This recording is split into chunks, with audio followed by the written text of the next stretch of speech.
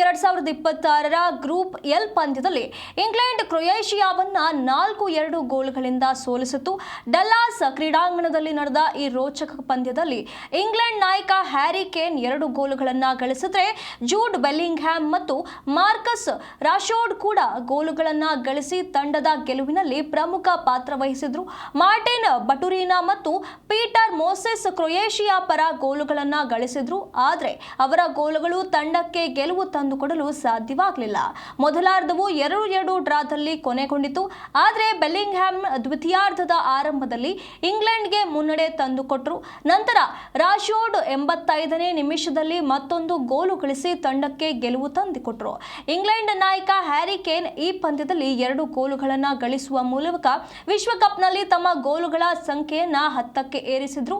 ಇದರೊಂದಿಗೆ ಅವರು ಇಂಗ್ಲೆಂಡ್ನ ಶ್ರೇಷ್ಠ ಸ್ಟ್ರೈಕರ್ ಗ್ಯಾರಿ ಲಿನೆಕರ್ ಅವರ ವಿಶ್ವಕಪ್ನಲ್ಲಿ ಗೋಲುಗಳ ದಾಖಲೆಯನ್ನ ಸರಿಗಟ್ಟಿದ್ರು.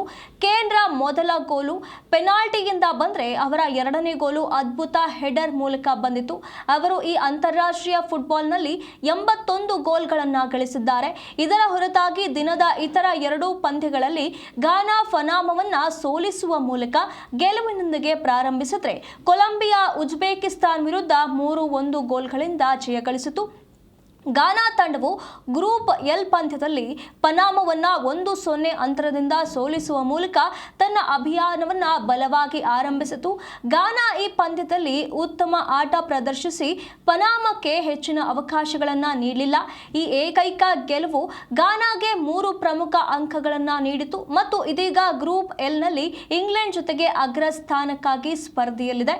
ಮತ್ತೊಂದೆಡೆ ಪನಾಮ ತಂಡವು ತನ್ನ ಮೊದಲ ಪಂದ್ಯದಲ್ಲಿ ಸೋತಿದ್ದು ಮುಂಬರುವ ಪಂದ್ಯಗಳಲ್ಲಿ ಗೆಲ್ಲಲೇಬೇಕಾದ ಪರಿಸ್ಥಿತಿಯಲ್ಲಿದೆ. ಘಾನಾ ಈಗ ಇಂಗ್ಲೆಂಡ್ ವಿರುದ್ಧದ ಪಂದ್ಯದತ್ತ ಗಮನ ಹರಿಸಲಿದೆ. ಪನಾಮ ತಂಡವು ತನ್ನ ಮುಂದಿನ ಪಂದ್ಯದಲ್ಲಿ ಕ್ರೊಯೇಷಿಯಾವನ್ನ ಎದುರಿಸಲು ಸಜ್ಜಾಗಿದೆ. ಉಜ್ಬೇಕಿಸ್ತಾನ್ ಮಣಿಸಿದ ಕೊಲಂಬಿಯಾ ಗ್ರೂಪ್ ಕೆನ ಮೊದಲ ಸುತ್ತಿನ ಅಂತಿಮ ಪಂದ್ಯದಲ್ಲಿ ಕೊಲಂಬಿಯಾ ಉಜ್ಬೇಕಿಸ್ತಾನನ್ನ 3-1 ಅಂತರದಿಂದ ಸೋಲಿಸುವ ಮೂಲಕ ಟೂರ್ನಿಯಲ್ಲಿ ಉತ್ತಮ ಆರಂಭವನ್ನ ಮಾಡಿದೆ. ಈ ಗೆಲುವಿನೊಂದಿಗೆ ಕೊಲಂಬಿಯಾ 3 ಅಂಕಗಳು ಮತ್ತು 2 ಗೋಲು ವ್ಯತ್ಯಾಸದೊಂದಿಗೆ ಗುಂಪಿನಲ್ಲಿ ಅಗ್ರಸ್ಥಾನವನ್ನ ಏರುತ್ತಾ ಇದೆ.